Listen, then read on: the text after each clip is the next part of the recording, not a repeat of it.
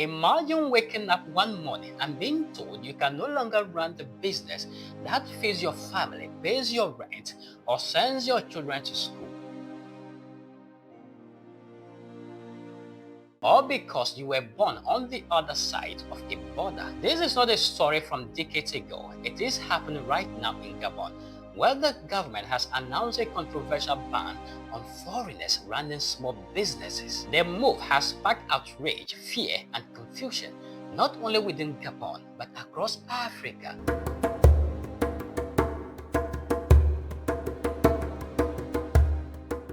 But the question remains, is Gabon protecting its people, or is this a dangerous step towards isolationism that could divide Africa? Stay with me, because what we uncover in this story will shock you, and it will reshape how you think about African unity and economic survival. This is First Africa Voice, where we tell Africa stories raw, real, and without filters.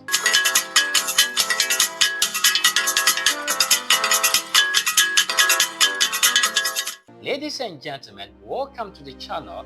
My name is Paul Lingua, the Africa Orator. Now, let's zoom into the story properly and break it down together. The government of Gabon has rolled out a sweeping policy that prohibits foreigners from operating small businesses in the country.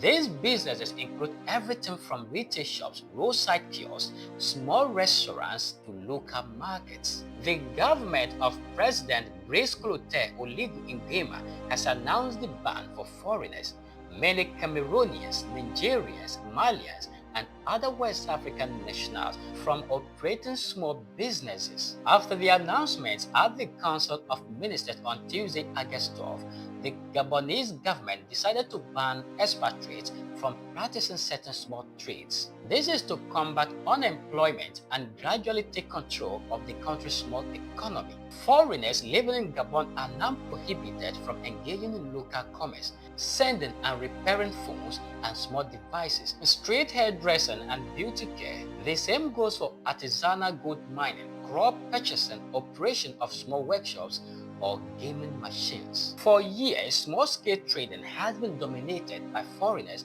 from neighboring African countries, Nigeria, Benin, Mali, Togo, and even Central African states.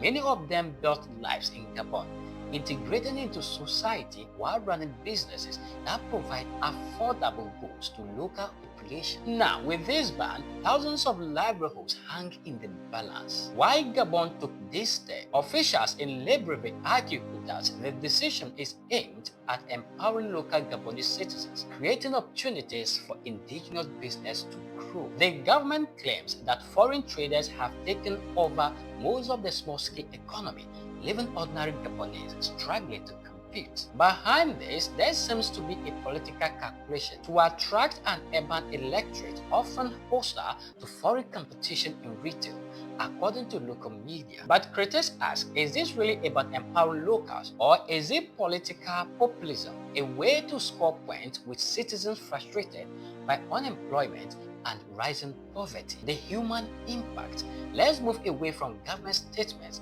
and look at the human faces of this policy. Picture a Nigerian trader who has run a shop in Libreville for 50 years. His store is more than a business. It is the backbone of his entire family, both in Gabon and back home in Nigeria. Overnight, he is told to close shop and leave. Think of the Malian woman running a small food stand that has paid for her children's schooling. Now, she is suddenly jobless with nowhere to turn. For these people, Gabon's decision is not just an economic policy, it is a personal tragedy. Now, the bigger picture. African unity at stake. Africa today speaks loudly of integration, free trade, and Pan-Africanism. African Continental Free Trade Area was launched to break down barriers and create a single African market. So what becomes of it now? Gabon's action seems to move in the opposite direction. By banning small businesses for foreigners, it risks creating resentment, retaliation, and division. Other African countries may respond by restricting Gabonese citizens on their soil. And when that happens, what happens to the dream of a united Africa?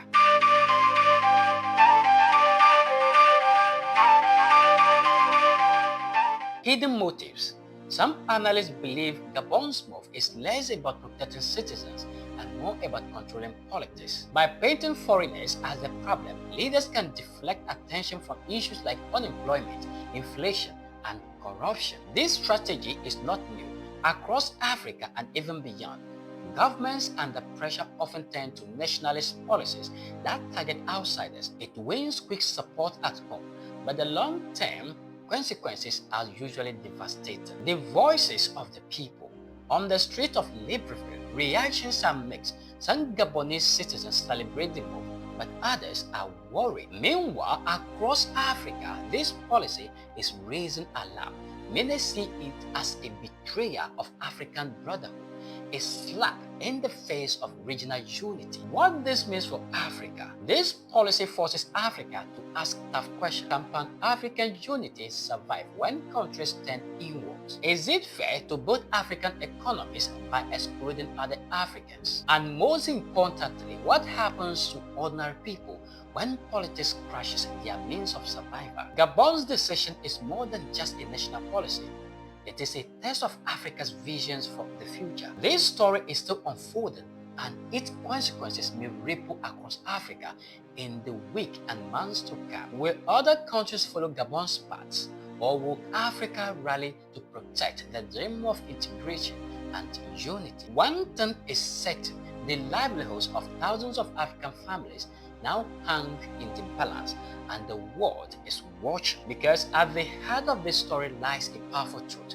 When African nations begin to shut doors on each other, the dream of a strong and united Africa is in danger. Let's hear your thoughts in the comment section below.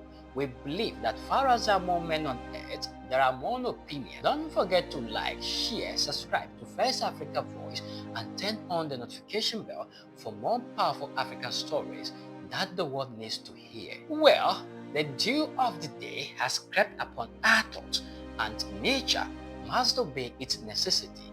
Here is where we bring down the curtains. Until we meet again, my name is Paul Lingual, the Africa Orator.